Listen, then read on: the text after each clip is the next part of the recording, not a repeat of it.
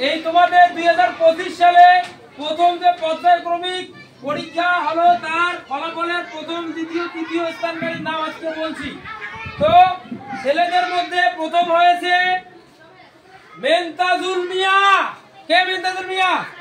ওই হাততালি একটা জোরদার।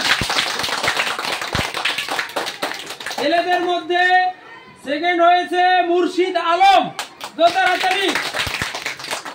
থার্ড হয়েছে সামাদিল আহাদ। এবার মেয়েদের মধ্যে প্রথম হয়েছে সুমাইয়া জান্নাতুল।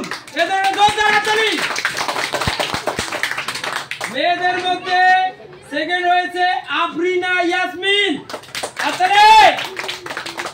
এবার মেয়েদের মধ্যে ক্লাস 4 থার্ড হয়েছে মেহেরুন্নিসা মুস্কান। জোরদার হাততালি। ঠিক আছে।